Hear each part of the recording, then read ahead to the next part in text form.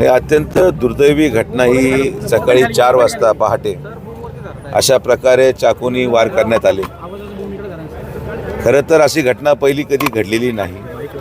ही अचानक झालेली एक निर्घुण हत्या आणि कृत्य आपल्या परिसरामध्ये घडलं आणि 4च्या सुमारास झाल्यामुळे फार लोक जागे नव्हते। हा निरोप येता येता 6-7 वाजले तर 2 बॉड्या वेगळ्या वेगळ्या स्पॉटवर सापडल्यात।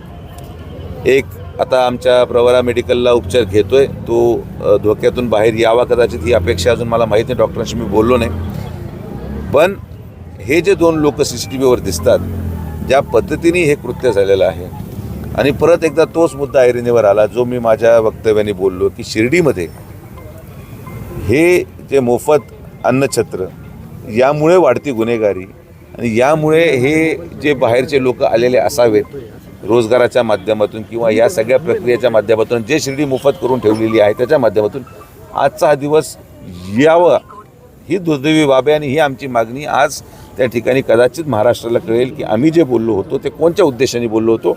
पण मला असं वाटतं की आज त्यावर राजकारण नको, जे घडलं ते दुर्दैवी आहे। दोन्हीही मुलं हे आम्ही शोधू राहिलो आणि हे कुठल्याही प्लांट मर्डर नाही, रँडम नशामध्ये धूत असलेले हे व्हाईटनरचा जो नशा करतात त्याच्यामध्ये धूत असलेले हे मुलं असावे।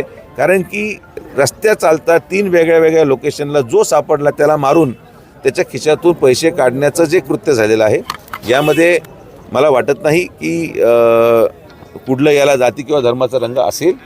हा विषय क्लिअर कट सायकोपॅथ किंवा नशेच्या धूत असलेल्या माणसाने डोळे बंद करून रस्त्याला सापडायला माणसावर केलेला हल्ला आहे।